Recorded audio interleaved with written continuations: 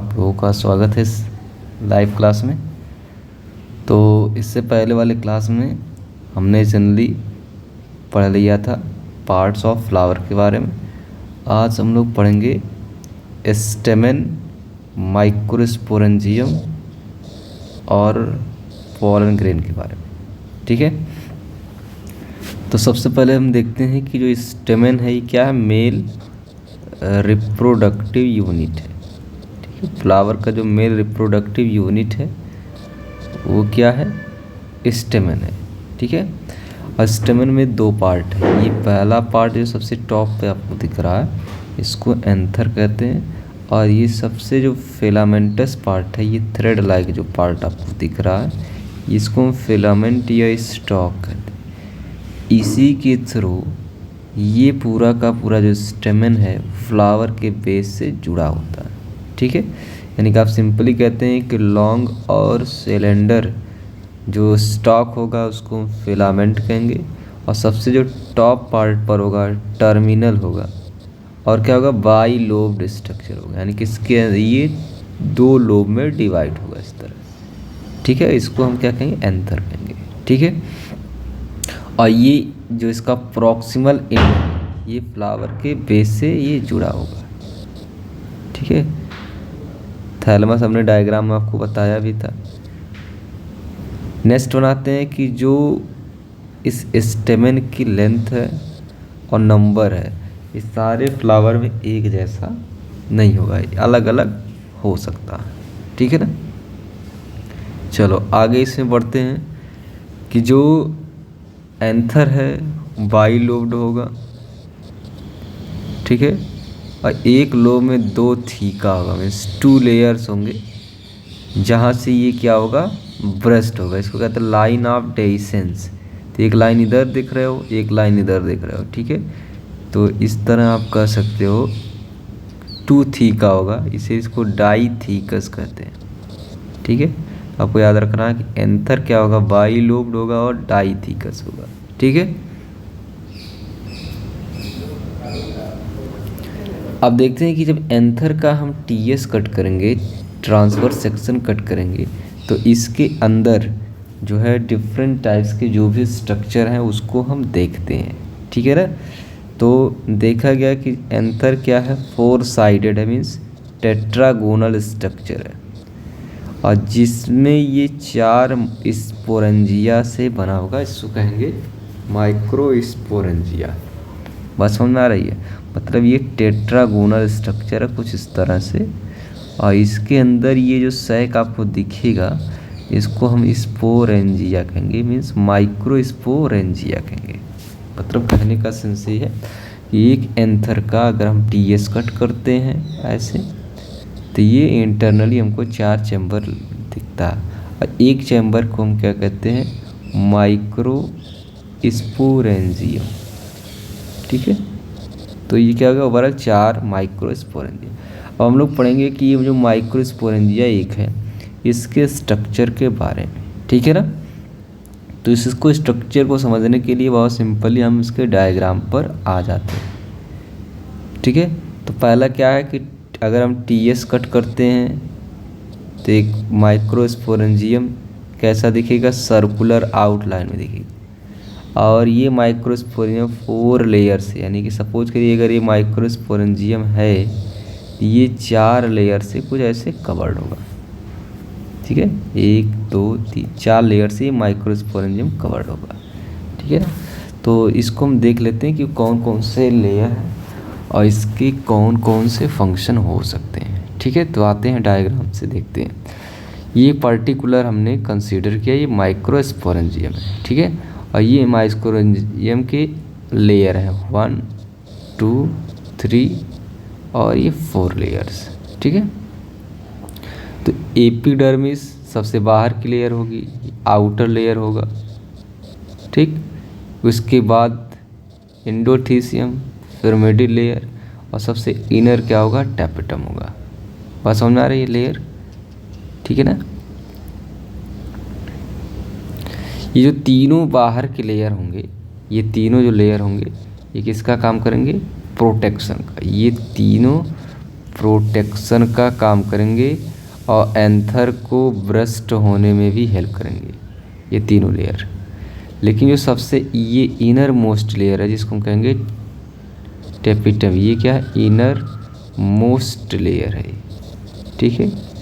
इसकी खासियत क्या है, ये प्रोवाइड करता है नरिशमेंट, प्रोवाइड नरिशमेंट, किसको प्रोवाइड करता है नरिशमेंट, डेवलपिंग माइक्रोस्पोर, ठीक है। माइक्रोस्पोर जो डेवलप होंगे उसके नरिशमेंट प्रोवाइड करेगा। दूसरा क्या है, ये बाई न्यूक्लिएट भी होगा, इसमें न्यूक्लियस जो होंगे एक से ज़्यादा होंगे। पास समझिएगा टेपिटम की खासियत क्या है, इसके अंदर एक न्यूक्लियस नहीं होगा, इसके अंदर एक से ज़्यादा न्यूक्लियस होंगे और डेंस साइटोप्लाज्म भी इसके अंदर भरा होगा, ठीक है। तो ये आपको डायग्राम से समझ में आ गया होगा। एक बार हम लाइन आपको क्लियर कर देते हैं इसमें, ठीक है। देखेंगे एपिडर्मिस, एंडोथीसियम, मिडिल लेयर और टेपिटम, ये सब क्या होंगे, एंथर के जो माइक्रोस्पोरेंजियम है उसके 4 लेयर हैं, ठीक है। जो 3 लेयर्स हैं वो क्या करेंगे, प्रोटेक्शन देंगे और क्या हेल्प करते हैं, एंथर के डेhiscence में, मतलब एंथर ब्रस्ट हो और रिलीज हो क्या, पॉलन में।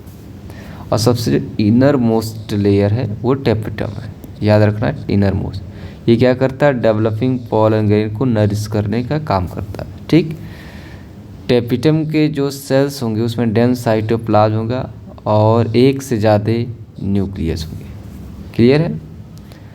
आगे बढ़ते हैं तो सबसे जो सेंटर में आएंगे तो देखेंगे कि होमोजीनस सेल्स होंगे, इसको स्पोरोजीनस टिश्यू कहेंगे। और ये कहाँ होगा, सेंटर ऑफ ईच माइक्रोस्पोरेंजियम।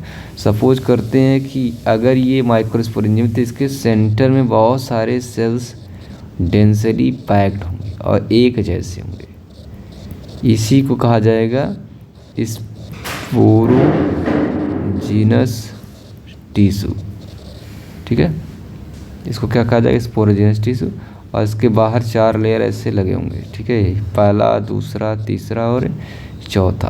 तो ये टेपिटम के बाद ये अंदर जो ग्रुप ऑफ सेल्स है इसको कहेंगे स्पोरोजीनस टिश्यू। तो इतनी बातें समझ में आ गई। अब आगे हम उसी में बढ़ेंगे, माइक्रोस्पोरोजेनेसिस को पढ़ेंगे, कैसे स्पोरोजीनस टिश्यू से माइक्रोस्पोर बनेगा, ठीक है।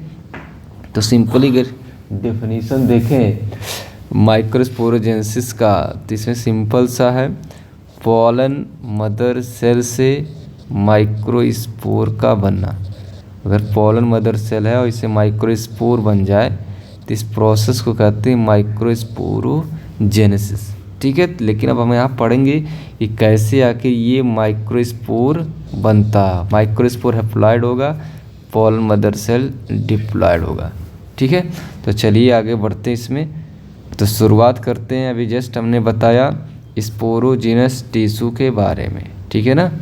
तो स्पोरोजीनस टिश्यू जस्ट ये 4 लेयर हैं, इसके अंदर आप देखोगे माइक्रोस्पोर मदर सेल दिखाया गया है, ठीक है।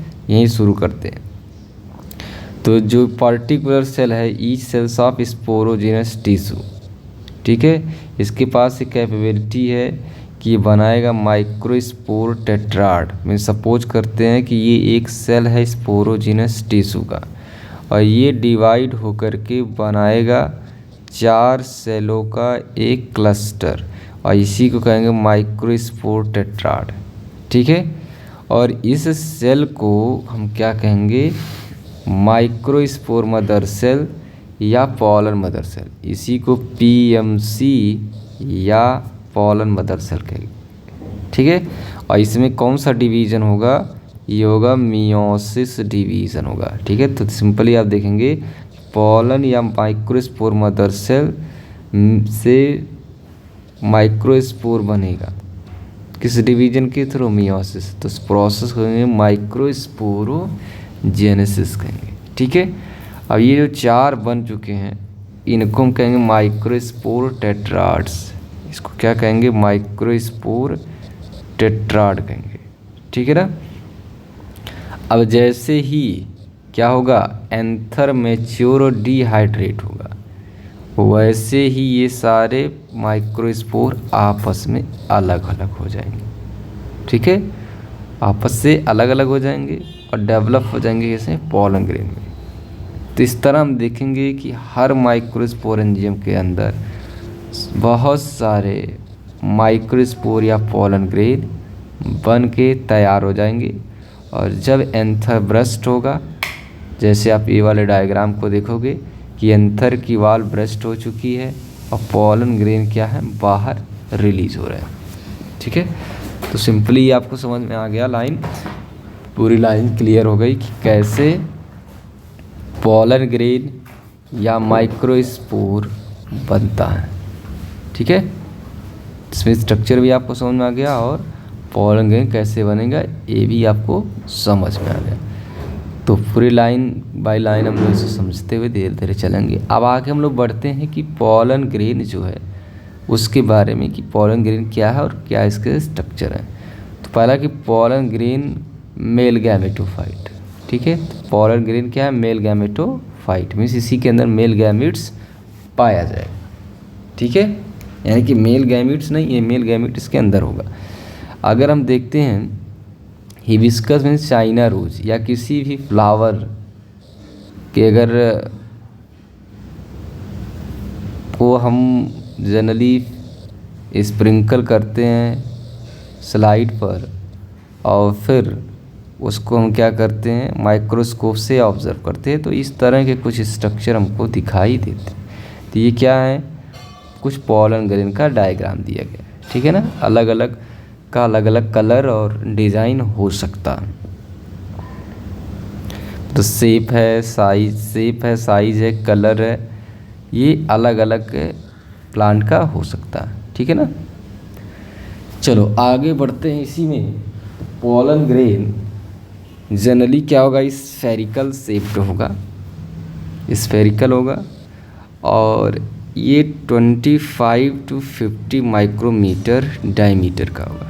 इसका डायमीटर कितना याद रखना, बहुत ज़रूरी पूछता है क्वेश्चन। तो ये इतने माइक्रोमीटर का होगा। ठीक है, और इसके 2 लेयर्स होते हैं, ध्यान देंगे 2 लेयर्ड होगा। देखिए इस पॉलन ग्रेन के बाहर 2 लेयर है, एक सबसे ऊपर एक जाइन होता है और जो अंदर की लेयर होती है उसको इंटाइन कहते हैं। ठीक है ना, सबसे जो बाहर की लेयर है पॉलन ग्रेन की वो एक जाइन है। ठीक है, और ये एग्जाइन किससे बना होगा, स्पोरोपोलिन से बना होगा। स्पोरोपोलिन एक क्या है, कॉम्प्लेक्स केमिकल है। ये स्पोरोपोलिन से ये आउटर लेयर बना होता है। ठीक है ना, और ये रेजिस्टेंट होता है किससे, और बहुत सारे केमिकल सब्सटेंसेस से और टेम्परेचर से, हाई टेम्परेचर, स्ट्रॉन्ग एसिड और भी एल्कली से ये लेयर क्या होगा, प्रोटेक्टेड होगा, क्योंकि ये एंजाइम स्पोरोपोलिन से मिलकर बना।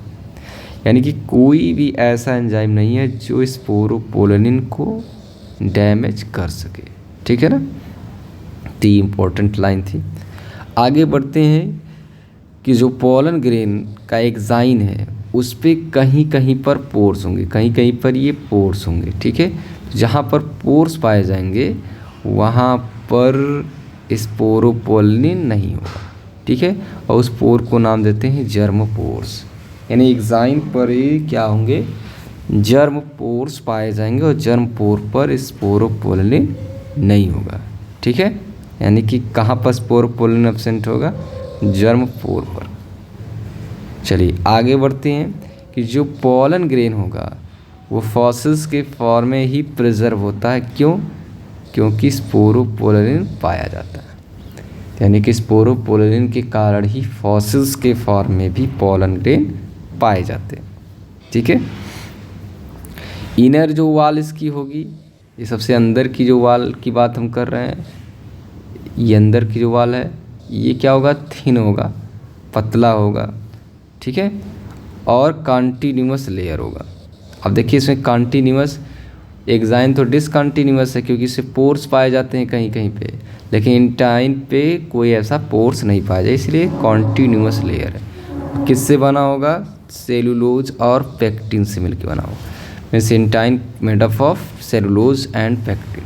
क्लियर है ना, आगे अगर हम बढ़ते हैं तो जो साइटोप्लाज्म है पोलन ग्रेन का, वो किससे घिरा होगा? प्लाज्मा मेम्ब्रेन से घिरा होगा, क्योंकि एक पर्टिकुलर सेल है तो किससे घिरा होगा? प्लाज्मा मेम्ब्रेन से घिरा होगा, ठीक है ना। पोलन ग्रेन जो मैच्योर होगा तो इसमें 2 सेल्स होंगे, ठीक है। पहला सेल है वेजिटेटिव सेल, जैसे आपको दिख रहा है, एक सेल वेजिटेटिव सेल है और दूसरा सेल जनरेटिव सेल, यानी कि जो बी है ये क्या है? एक मैच्योर पोलन ग्रेन को दिखाया गया।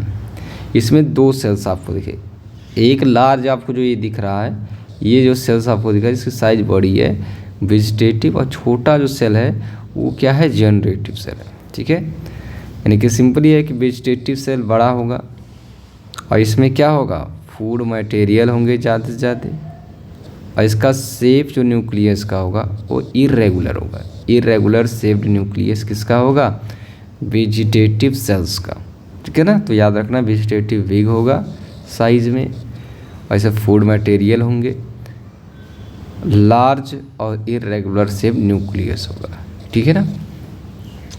जनरेटिव सेल स्मॉल होगा और ये फ्लोट करेगा वेजिटेटिव सेल के साइटोप्लाज्म, यानी कि वेजिटेटिव सेल के साइटोप्लाज्म में ये सेल फ्लोटिंग स्टेज में होगा, ठीक है। और शेप जो न्यूक्लियस का होगा स्पिंडल शेप्ड होगा, ठीक है। याद रखना स्पिंडल शेप न्यूक्लियस होगा किसका? जनरेटिव सेल का, और इसका क्या है? न्यूक्लियस बिगर इन साइज होगा।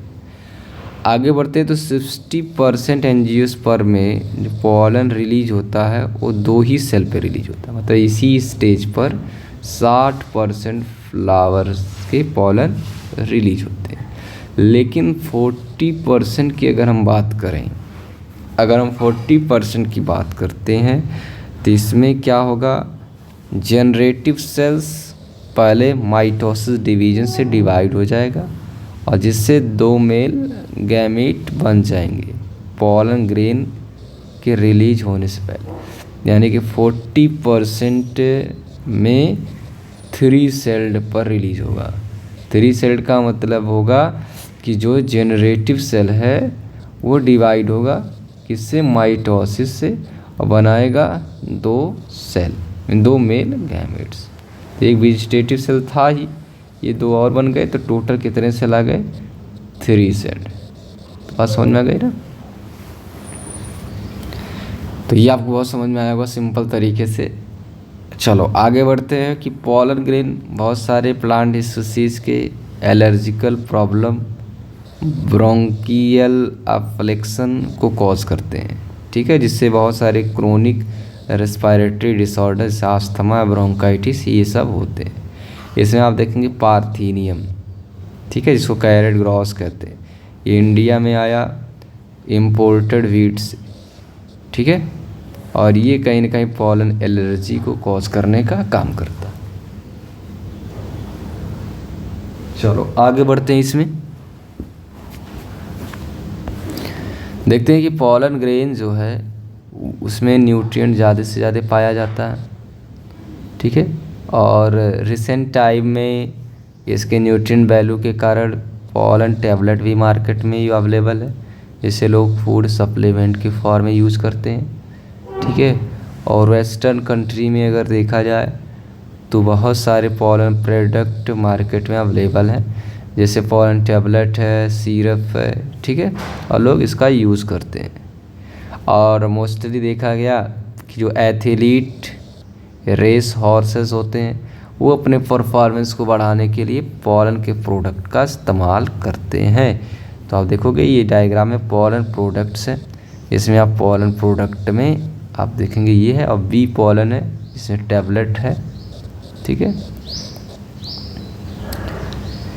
आगे हम बढ़ते हैं कि अब सपोज करिए कि ये एंथर हो और इससे पोलन रिलीज हो चुका हो, ठीक है, मैच्योर होने के बाद, तब ये स्टिग्मा पर पहुँचे तो इसकी कुछ वाइबिलिटी होती है, मतलब एक समय डिसाइडेड होता है, उतने समय में ही अगर स्टिग्मा पे पहुँच गया तो ये जर्मिनेट करेगा, फर्टिलाइजेशन करेगा।